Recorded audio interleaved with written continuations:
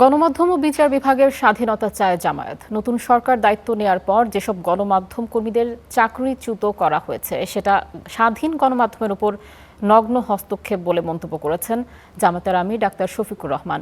রাজধানীর একটি হোটেলে এতিম ও দুস্থ শিশুদের ইফতার মাহফিলে এসব কথা বলেন তিনি। আহ্বান করেছি আপনারা হাজির হয়েছেন, এই জন্য প্রথমে আপনাদের জুলাই আন্দোলনের আহত শহীদ পরিবারের সম্মানে এই ইফতার মাহফিলের আয়োজন করে জামায়াত।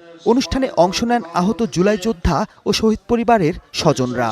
অত্যন্ত উদ্বেগের সঙ্গে আপনাদেরকে ইফতার মাহফিলে যোগ দিয়ে ঢাকা ১৬ আসনের সংসদ সদস্য কর্নেল অবসরপ্রাপ্ত আব্দুল বাতেন বলেন, জুলাই সনদ বাস্তবায়ন না করলে তা হবে শহীদের সাথে বেইমানি করা।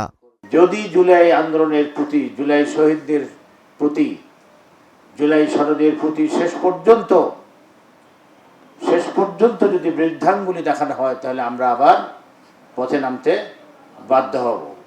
এদিকে রাজধানীর একটি হোটেলে এতিম ও দুস্থ শিশুদের সাথে ইফতারে শামিল হন জামায়াতের আমির। প্রদর্শন করার জন্য এ সময় তিনি বলেন, গণমাধ্যম ও বিচার বিভাগের স্বাধীনতা চায় জামায়াত। নতুন সরকার দায়িত্ব নেবার পর যেসব গণমাধ্যম কর্মীদের চাকরিচ্যুত করা হয়েছে তা স্বাধীন গণমাধ্যমের উপর নগ্ন হস্তক্ষেপ বলেও মন্তব্য করেন তিনি।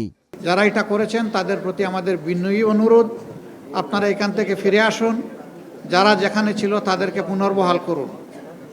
যদি না করেন তাহলে আপনারাই এক নায়কতন্ত্রী শাসন ব্যবস্থা কায়েম করার জন্য এবং ফিসিবাদ ফিরিয়ে আনার জন্য আপনারা দায়ী থাকবেন। এ কাজ যারাই করবেন আমরা তাদেরকে সমর্থন করব না, আমরা এই কাজের নিন্দা জানাই।